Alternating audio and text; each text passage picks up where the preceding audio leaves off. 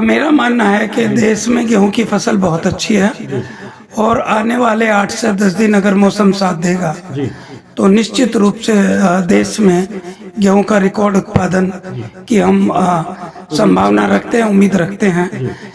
मैं पूरे गेहूं उत्पादन किसानों को कहना चाहता हूं कि अनावश्यक रूप से कोई भी स्प्रे ना करें। सभी किसान भाइयों को नमस्कार साथियों, बहुत दिनों के बाद मैं आज फिर आया हूं देश के सबसे बड़े गेहूं अनुसंधान संस्थान में, और इसका नाम आप जानते ही हैं, भारतीय गेहूं एवं जौ अनुसंधान संस्थान। मेरे साथ हैं संस्थान के निदेशक परम आदरणीय डॉक्टर ज्ञानेंद्र सिंह जी। तो गेहूं लगभग अब पकने और कटने की कगार पे है, तो मैंने साहब से अनुरोध किया कि क्या एडवाइजरी है किसानों को, इस समय क्या सुझाव दे सकते हैं। कुछ किसानों के टेलीफोन आ रहे हैं, जी रेतली ज़मीन है, ज़मीन ऐसे है, इस तरीक को पानी दिया था, क्या आखिरी पानी लगा दें, या हवा बहुत तेज़ चलनी है, कैसे मौसम रहेगा। तो उस संदर्भ में बात करते हैं। डॉक्टर साहब, आपका हमारे चैनल पे बहुत बहुत स्वागत है। आप किसानों से कोई भी सुझाव जो अब पकने और कटने पे है उस पर चर्चा करें। धन्यवाद गोसाई साहब, आपका मैं स्वागत करता हूं संस्थान में और आपके काम की भी सराहना करता हूं कि आप किसानों के लिए जो जानकारी देते हैं वो बहुत महत्वपूर्ण होती है।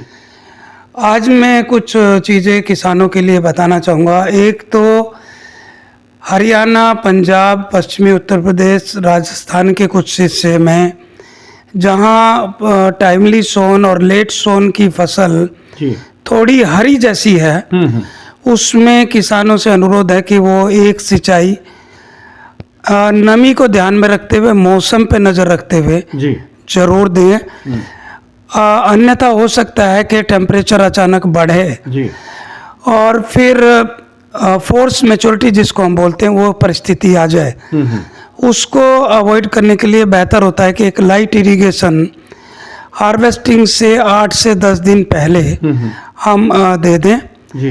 दूसरा सूचना एडवाइजरी है पहाड़ी क्षेत्रों के लिए, जिसमें हिमाचल है, J&K है, उत्तराखंड है, जहां फसल मार्च, अप्रैल एंड या मई में पकती है।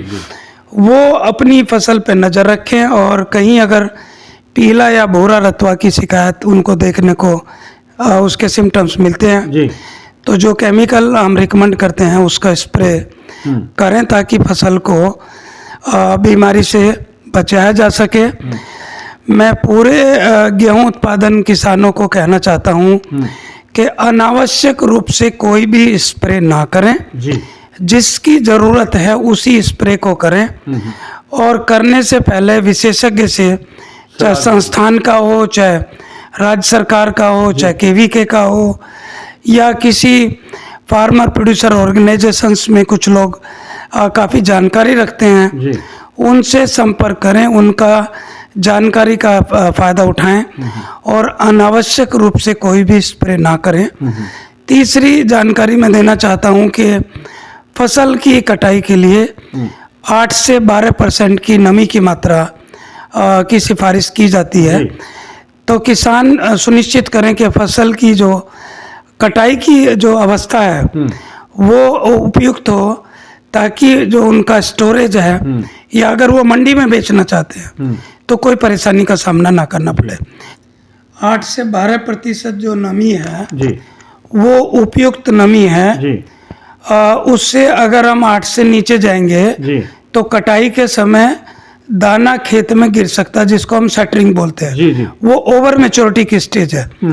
उसी तरह से जो प्री मैच्योरिटी है उसमें क्या होता है कि दाना जब हम गेहूं हमने काटा और नमी ज्यादा हो तो जब हम भंडारण करेंगे तो उस समय उसका विपरीत प्रभाव पड़ सकता है। इसलिए हम चाहते हैं कि नमी की जो मात्रा है दाने में वो 8 से 12 या 13% के बीच अगर होगी तो किसान की जो भंडारण की व्यवस्था है वो भी सुनिश्चित होगी और किसी प्रकार का उसमें जो पेस्ट स्टोरेज पेस्ट बोलते हैं हम, जी जी जी उसकी भी संभावना कम होगी। जी जी। जी ये किसान के खुद के भंडारण के लिए भी अच्छा और देश के भंडारण के लिए जी, जो निश्चित रूप- गोडाउन्स हैं उनके लिए भी बहुत अच्छा रहेगा। निश्चित रूप से देश जब का जो कुल उत्पादकता है उसमें उनकी काफी योगदान रहेगा। निश्चित रूप से, क्योंकि किसान की कोशिश रहती है जी जल्दी काटें। कि वो जल्दी काटें, हम चाहते हैं कि वो सही समय पर काटें। बिल्कुल ठीक कहा डॉक्टर साहब। जी किसान साथियों, क्योंकि ये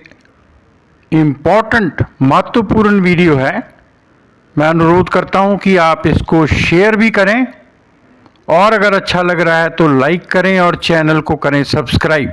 किसानों को मैं अपनी तरफ से बहुत बहुत शुभकामनाएं और आने वाले समय के लिए बधाई देना चाहता हूं कि उनकी गेहूं की फसल सुरक्षित हो, उनकी आमदनी बढ़े और वो देश की खाद्य और पोषण सुरक्षा में अपना योगदान दें। डॉक्टर साहब, मैं ये कहना चाहूँगा, अभी आपने कहा कि उत्तराखंड और हिमाचल और जम्मू कश्मीर में देर से होगी कटाई, जी, तो एक स्प्रे आपने कहा पीला रतुआ के लिए, उसका नाम बता देंगे और मात्रा कितनी देनी है? पीला रतुआ या भूरा रतुआ, अच्छा, प्रोपिकोनाजोल, टेबुकोनाजोल, जी जी जी, ऐसी दर से उसकी रिकमेंडेड डोज जो रिकमेंडेड है और जो पानी है जी उसको किसान इस्तेमाल कर सकते हैं।